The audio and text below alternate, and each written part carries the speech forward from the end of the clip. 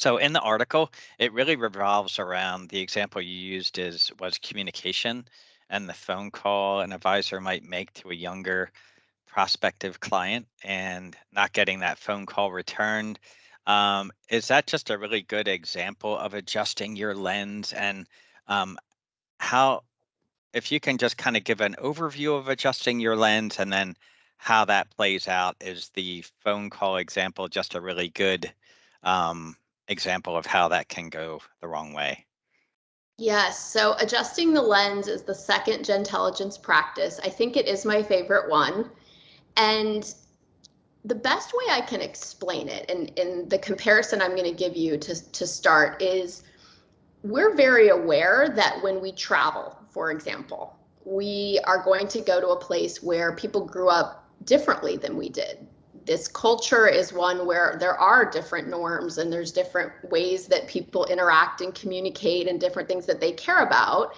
We accept that, and when we travel somewhere different, we work harder to make sure that we're not misunderstanding people or that we're not misunderstood. We think, hopefully, before we speak, we put a little bit more effort into communicating. And if we could take that level of effort and that sort of mindset into how we interact across generations and age, we would be much better off. So that's really what adjusting the lens is if we go back to what we said, that we are anchored in the way we do things. Those are, deeply ingrained approaches and frames that have been with us for a long time, and in most cases, hopefully have served us well. But we pretend that that lens is the lens everyone's walking around with, and of course it isn't. And what happens when we judge people for using different norms or approaches or perspectives than the ones we prefer, we again create tension, we create distance, and for advisors and their clients, it really gets in the way of establishing that trusting relationship that we all know is so vital. So we need to avoid really that judgment that might be our go-to. It's very hard not to judge something that's different as wrong, because that is a very human tendency. It doesn't matter how educated or evolved you are, we all have this inherent sort of preference for things that are like us and similar to us and make sense to us. So it takes an extra step of effort, which is what we're trying to encourage people to do, to step back when they encounter something confusing that seems wrong to them or counter to what they believe is the right approach, coming from someone significantly older or younger, and say, okay, that's not wrong, it's just different. So what judgments am I making, and how can I approach understanding this in a different way so that I don't end up damaging this relationship or damaging the outcome that we're all hoping to achieve. So per your point about communication, I use that as an example because it's probably the most frequent question I get. And it seems like a little thing, but it's actually not, because communication, of course, is the lifeblood of the work that we do. And so when you struggle to connect with someone, even if it's just through the channel preferences that I like to text or I like to send, an instant message, and you'd prefer to pick up the phone, we're already crossing wires a little bit. And we don't want our clients to think, well, this person doesn't understand me. That's what we want to avoid. We very much want them to feel understood and heard and seen, because that's how people believe that someone is able to help them, and that's who they want to take advice from. So I use communication because it is such a frequent problem. And I think it's one that, is very solvable if we're willing to step back and say, okay, this is not an approach that, is my first choice, or it's not one that I'm as familiar with, but it could be great, and let's try it. That sounds great. So should an advisor just ask? Is that a way to go? Like, rather than assume that, most of the conversation is going to be via telephone.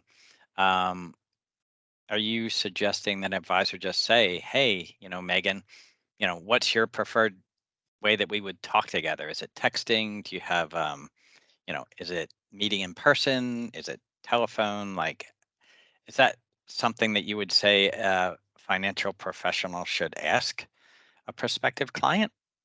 Yeah, I think asking is always the way to go. And the reason I suggest that is there's also a lot of stereotypes that are unfounded. So one that I mentioned in the article is that, we believe our younger generations, you know, are only interested in electronic communication. And certainly that is a very common type for them. And into some cases, that's just the most convenient way to communicate. But over and over again, we keep seeing evidence that Gen Z is saying that they want to communicate face to face, that they prefer face to face communication for some kinds of interactions, potentially because so much of their life is online. So we may or may not get an answer that someone wants to, just have an online conversation, meet on Zoom. We're not sure what that's going to look like. We don't want to assume. So I love the question, because the question is I think serving multiple purposes. One, it's showing that curiosity, that I'm not making any assumptions about you as a younger person. I'm looking at you as an individual. I'm showing you respect by asking what your preference would be. And I think that's a great tone and step to take in the relationship. And it also might be a matter of meeting your client where they're at. So if we think about the fact that a lot of concern that's coming about this younger generation inheriting wealth from their parents is whether it's a financial advisor, an insurance advisor, a lot of the clients that I work with, their concern is that this generation isn't going to understand the value of an advisor, a human advisor. And that's not even talking about AI and all these other things that are going on. Is we don't want someone defaulting to getting their advice from an app or getting their advice from, online information. We want them to continue to understand the real value that an in-person financial advisor can provide. And so it might be a matter of taking steps to show them the value added. So it might be meeting them where they're at and saying, allowing them an ability to reach out via instant message or via text for initial contact, something that's easy. And then from there, like, hey, let's set up a quick Zoom over your lunch hour just so we can introduce ourselves. And then maybe it's saying, hey, I would love to come to you and buy you a cup of coffee. Let me know, like, if that's near your apartment or near where you work.